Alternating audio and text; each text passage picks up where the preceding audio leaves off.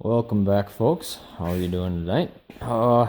Just wanted to do finally a quick wrap-up video on this 7.3 video series. You know, it wasn't the most successful thing, but at the very minimum, I've got a good log if I'm ever thinking in 20 years, what the hell was I doing or what did I do on this pickup. So anyways, with that said, future relevancy, right? You know, of the 7.3 and diesel in general, right? So I think one of the key points there is how much longer do we really have with the diesel? I mean, I want to think that, you know, this EV thing that all these manufacturers are committing to isn't going to catch on and be the end all, you know, solution to everything and go forward, but I just don't know.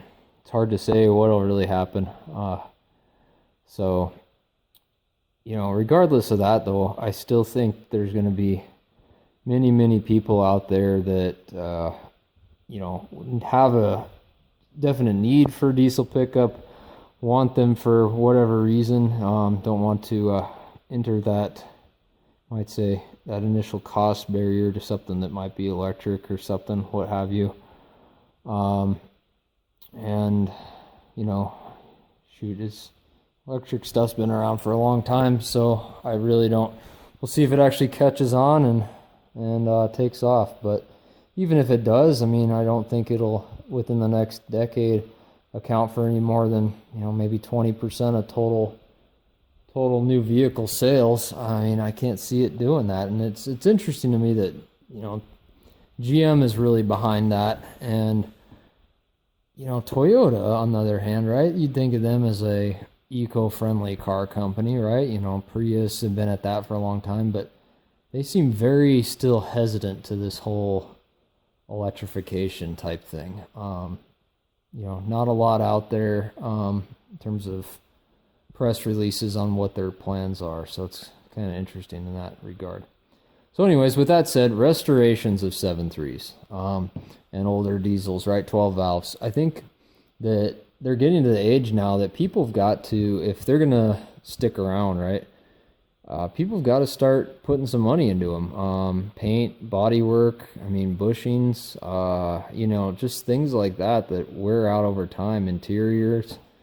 And I think that it definitely has the potential to do it. There seems like there's some companies out there kind of popping up that are specializing in it, you know, for less than half the price of a new pickup. You could send yours there and get it completely, you know, from a body up perspective redone, right? Repower, paint, interior, and, you know, come out with something that's essentially brand new for 35 grand. And so that's, I think, pretty appealing.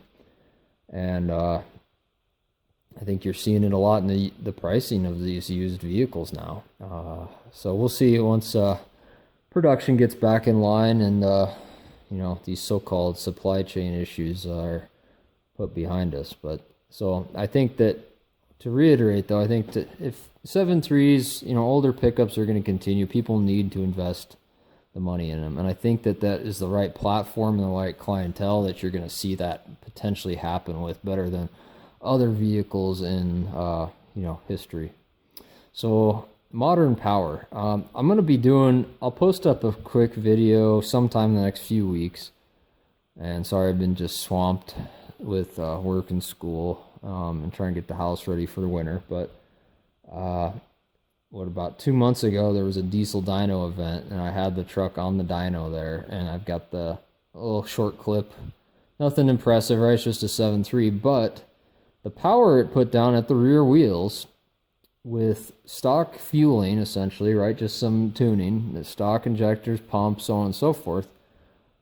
To me, I'm very happy with it.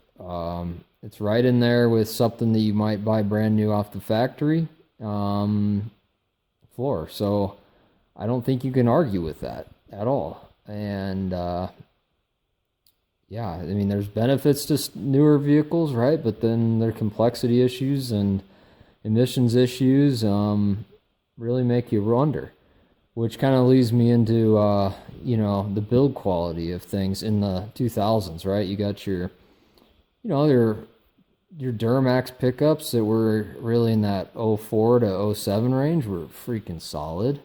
Your 07, you're really those third gen Rams in general, the diesels, from a powertrain perspective, pretty solid. Not so much on the body, right? But these Super Duties, they hold up pretty damn well.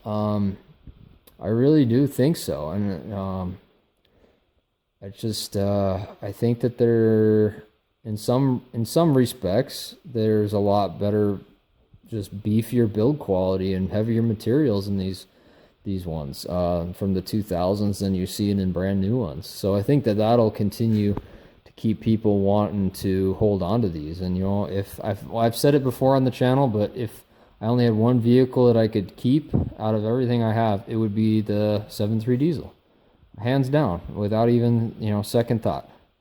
Just because I trust it. You can still work on the thing. It's relatively, we went through cost of ownership. I mean, the cost of ownership factor is good. It's versatile for what I do. It's just well-rounded for my needs, right? So with that said, like one of the things, build quality, like, here we have this 18 Ram with 1,500 miles on it. And it rides nice. It's kind of plush inside, but I just can't wait for some electronics to go bad in the cab. Luckily, it's a G56, but just the overall build quality. The sheet metal is so much thinner on this thing than that. It's this is one prime example here. You'll love this. So I keep in mind this thing has sat here in this insulated shop since I bought it, brand new, and has never been driven on a wet road since I've owned it. And I've washed it like 4 times ever, right? So keep that in mind. So really no off-road use, no driving in salt, none of that crap. So with that said, look at that. That there is effing ridiculous.